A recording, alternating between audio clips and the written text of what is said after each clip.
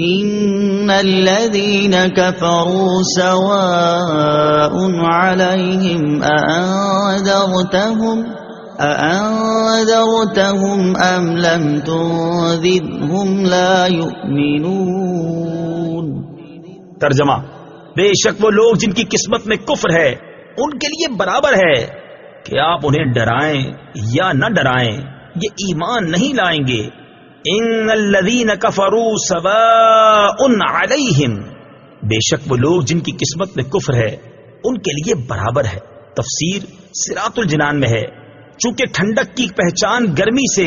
دن کی پہچان رات سے، اور اچھائی کی پہچان برائی سے ہوتی ہے، اسی لیے اہل ایمان کے بعد کافروں اور منافقوں کے افعال اور ان کے انجام کا ذکر کیا گیا ہے تاکہ ان کی پہچان بھی واضح ہو جائے اور آدمی کے سامنے تمام راہیں نمایاں ہو جائیں۔ اس آیت کا خلاصہ یہ ہے کہ اے پیارے حبیب صلی اللہ تعالی علیہ وسلم، وہ لوگ جن کی قسمت میں کفر ہے جیسے ابو جہل، ابو لہب وغیرہ کفار، ان کے لیے برابر ہے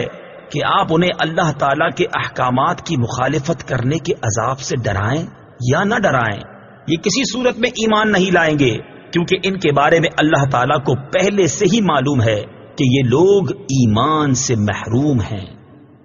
کفر کی تعریف اور ازلی کافروں کو تبلیغ کرنے کا حکم دینے کی وجہ،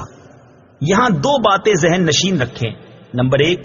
ضروریات دین میں سے کسی چیز کا انکار یا تحقیر و استہزاء کرنا کفر ہے، اور ضروریات دین اسلام کے وہ احکام ہیں جن کو ہر خاص و عام جانتے ہوں، جیسے اللہ تعالیٰ کی وحدانیت، انبیاء کرام علیہ الصلوۃ والسلام کی نبوت،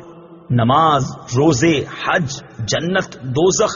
قیامت میں اٹھایا جانا وغیرہ۔ عوام سے مراد وہ مسلمان ہیں جو علماء کے طبقے میں شمار نہ کیے جاتے ہوں، مگر علماء کی صحبت میں بیٹھنے والے ہوں اور علمی مسائل کا ذوق رکھتے ہوں۔ اس سے وہ لوگ مراد نہیں جو دور دراز جنگلوں پہاڑوں میں رہنے والے ہوں، جنہیں صحیح کلمہ پڑھنا بھی نہ آتا ہو، کہ ایسے لوگوں کا ضروریات دین سے ناواقف ہونا اس دینی ضروری کو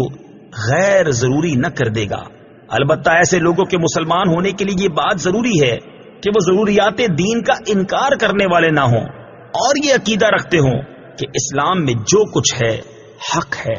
اور ان سب پر اجمالاً ایمان لائے ہوں۔ نمبر 2، ایمان سے محروم کفار کے بارے میں معلوم ہونے کے باوجود انہیں تبلیغ کرنے کا حکم اس لیے دیا گیا تاکہ ان پر حجت پوری ہو جائے اور قیامت کے دن ان کے لیے کوئی عذر باقی نہ رہے۔ اللہ تعالیٰ ارشاد فرماتا ہے،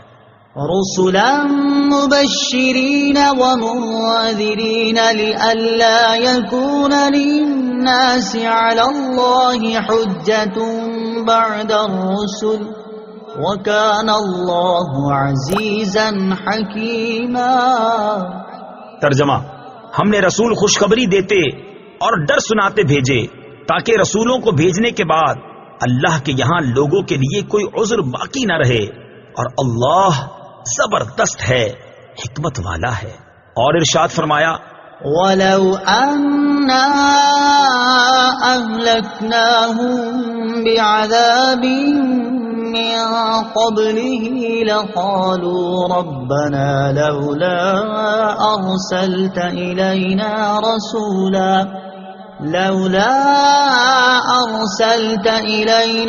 رَسُولًا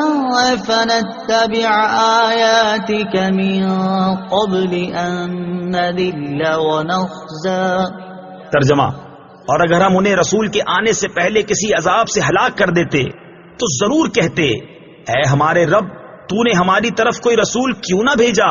کہ ہم ذلیل و رسوا ہونے سے پہلے تیری آیتوں کی پیروی کرتے۔ نیز انہیں تبلیغ کرنے سے ایک فائدہ یہ بھی حاصل ہوا کہ وہ اگرچہ ایمان نہیں لائے لیکن حضور پر نور صلی اللہ تعالی علیہ وسلم کو انہیں تبلیغ کرنے کا ثواب ضرور ملے گا۔ اور یہ بات ہر مبلغ کو پیش نظر رکھنی چاہیے کہ اس کا کام تبلیغ کرنا اور رضائے الہی پانا ہے،